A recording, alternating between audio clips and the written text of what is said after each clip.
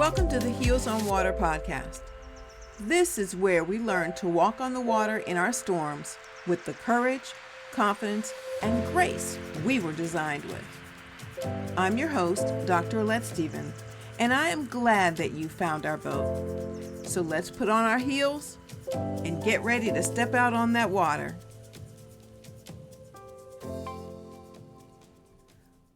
One of the fun childhood memories I have is kite flying with my cousins. Our grandmother gathered us up, walked us down the road, and then up the hill to a big open field where we would fly kites. It was always fun to finally see the kite flying in the sky, but my biggest challenge was getting the kite up in the air at all. When I did, it was a huge accomplishment for me. A kite is entertaining because it seems to dance in the wind, but it's not really going anywhere. It just bounces around. I suppose it accomplishes its mission, but if you think about it, they're caught in the middle of a power struggle between the wind pushing it around and the person holding it in place. Kites are at the will of their environment. Now fast forward to high school physical education class, where I was able to take archery and had a completely different relationship with the arrows than I did with the kites. I had no problem getting the arrow to move as it should. The arrow released from the bow used the wind and hit the target. Arrows are designed to go somewhere, do something, and use its environment, not be used by it. I often say that I am not good at being stuck. I wonder if that's why I had trouble with kites. Unlike kites, arrows are not useful staying in one place because they are made to slice through the wind on purpose and for purpose. Arrows move deliberately. Which one are you? A kite or an arrow? How you value yourself has much to do with which image you see of yourself. Are you a mover and shaker on a mission or a victim waiting to be released from your bondage? Here's a secret. You're actually not what others think you are. You are what you think you are. Let that sink in. You are what you think you are. No one else gets to make that call or live that life for you. Today, many people talk about searching for purpose. Are you one of those people? What if purpose is not the most important thing to know? In my episode, Stronger Than You Seem, we talked about the first thing to know, identity, knowing who you are. Because when you know who you are, you know what to do. In Stronger Than You Seem, I discussed knowing who you are by design. Eve was described and designed by God as Adam's Ezer Kenegdo, his strong helper to come alongside him. By association, we are also Ezer, strong and powerful. All of that's good to know, but not fully useful unless you also realize your value. The second thing to know is still not purpose. It's knowing your value. There is so much connected to knowing your value. When a woman knows her value, especially in the kingdom of God, she is secure and truly courageous. A woman who lives in her value walks in the footsteps of the Proverbs 31 woman. She is a blessing to her family and community and honors God. Now, what happens when a woman does not know her value? Everything is in question for her, and she most likely struggles with things like relationships and motivation, consistency and decision-making, worthiness, fear, defensiveness, control, perfectionism, rejection, abandonment. The list really could go on.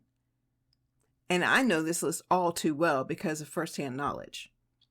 I was there too. If that's where you are now, please believe me that you don't have to stay there. Even if you don't think you have an issue with valuing yourself, but you do relate to any of the issues I listed, take a deep dive into looking at why you feel that way. None of those issues or feelings originate from a healthy self-image. There are several scriptures to remind us of how we are seen by God and how we should see ourselves. But why don't we believe them?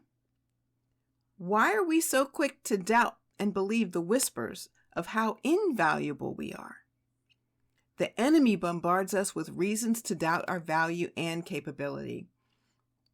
We're created with so much strength, and we're designed to use it. Many of us either doubt it, or just don't use it, or don't even know it.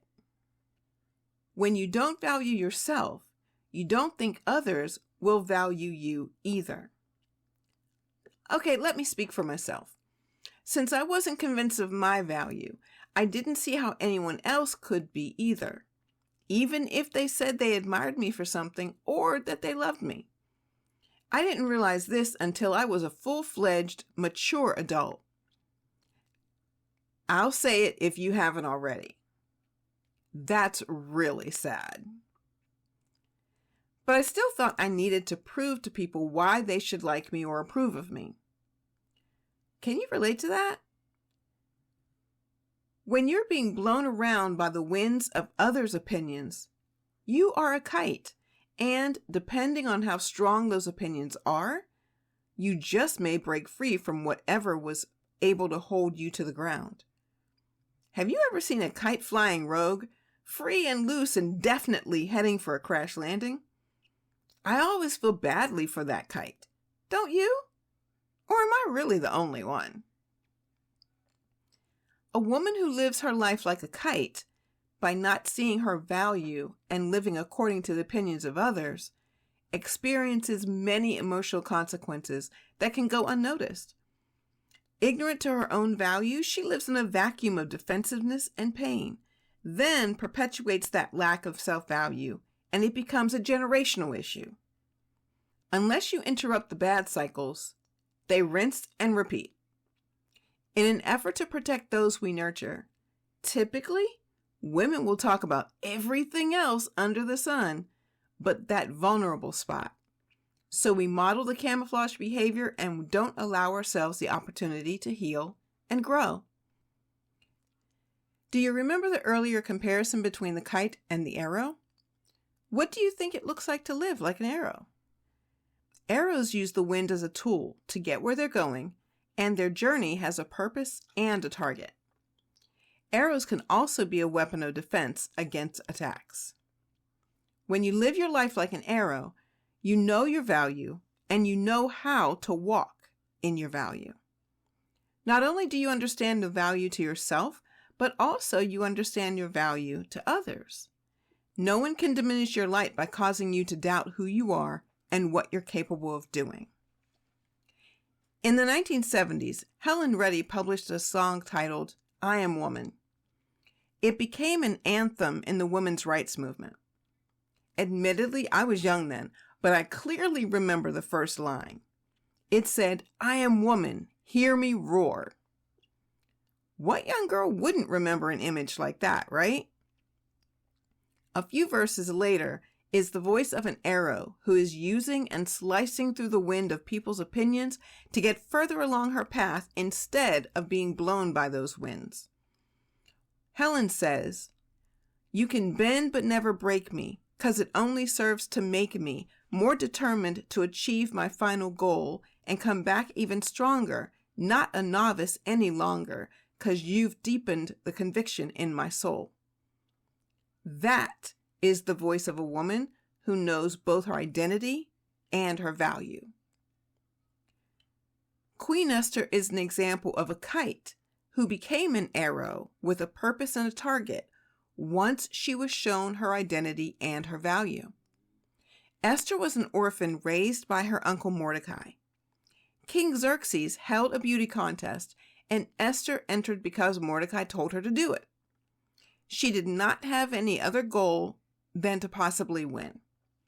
However, after she won and became queen, she found out a plot to kill King Xerxes and reported it, giving credit to her uncle Mordecai.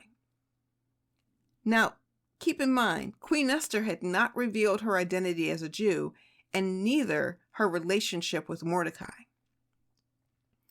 Later, Mordecai would not bow down to Haman, who was an officer in the royal court. Haman became enraged and discovered that Mordecai was a Jew and conspired to kill not only Mordecai, but all of the Jews in the kingdom. Once the decree was sent out across the kingdom to kill all the Jews, Mordecai instructed Esther to speak to the king to beg for mercy and plead for the Jews. She refused because it was a law that anyone who entered the king's court without being summoned would be put to death. In Esther chapter 4, it reports, Mordecai sent this reply to Esther: "Don't think for a minute that because you're in the palace, you will escape when all other Jews are killed. If you keep quiet at this time, deliverance and relief for the Jews will arise from some other place, but you and your relatives will die. Who knows if perhaps you were made queen for just such time as this?" Here we see her purpose is laid out by Mordecai, and her target is the king. Queen Esther immediately decides to pull back the bow by fasting, then approaching the king. The queen also demonstrated that she knew her identity as queen and her value not only to her people, but also to the king by approaching him in the king's hall from the inner court while dressed in her royal robes. She did not use this opportunity to present her request, although the king did ask, but to extend an invitation for the king and Haman to attend a banquet that day, which she was hosting. They attended the banquet, and the king again asked the queen for her real request, but instead, she invited both of them to a second banquet that she was hosting the next day. At that second banquet, the king asked Esther for a third time what she truly wanted, and he would give it to her, even if it was half the kingdom. Beginning in the Garden of Eden, through Queen Esther's banquets, and even today, it's true that the way to a man's heart is through his stomach, right, ladies? At this point, Queen Esther, the arrow, sliced through the air and hit her target, fulfilling her purpose. She told the king about the plot to kill her and her people. Enraged, King Xerxes left the room, but upon his return, he decided to have Haman killed. The same day, the king gave Haman's property to the queen and his signet ring to Mordecai. Then, Queen Esther, the arrow, became a weapon of defense. She again went in front of the king, but this time it was to beg mercy for the Jews. Again, he granted her request, and in the end, the Jews were not killed, but were allowed to kill their attackers, including all 10 of Haman's sons. If Queen Esther did not learn her identity or her value, she would not have been able to tap her strength to bring out her courage, which propelled her to squarely hit her bullseye and be a defense for her Jewish people. Queen Esther is the perfect example of a kite who became an arrow. Queen Esther was not the first and certainly not the last. I know because I was able to, and you can too. We are all taught from childhood that girls are made of sugar and spice and all things nice. That's cute and all, but we need to know that we're made of strength and power, and we are valuable, not only to our families, but to ourselves and to God. I have a screensaver of a quote by Christine Caine which says, "Don't let anyone's opinion of you eclipse what God has said about you." And if you don't know what he said, my next screensaver answers that for you. You are unique. That's in Psalm chapter 139, verse 13. You are special. That's in Ephesians chapter 2, verse 10. You are lovely. That's in Daniel chapter 12, verse 3. You are precious. That's in 1 Corinthians chapter 6, verse 20. You are chosen. That's in John chapter 15, verse 16. And you are forgiven. That's in Psalm chapter 103, verse 12. And that's just a few of them. Sis, if you're a kite right now, take heart and become an arrow. If you are already an arrow, look around for a sister who is a kite and help her become an arrow. You both will be glad you did. As reported in Ecclesiastes chapter 4, verses 9 and 10, 2 people are better off than one, for they can help each other succeed. If one person falls, the other can reach out and help. But someone who falls alone is in real trouble. I'm looking forward to being out here on the water with you, so follow the Heels on Water podcast so you know when the next episode leaves the dock. And share the podcast with a woman you care about. Heels on, eyes up. Talk to you next Tuesday.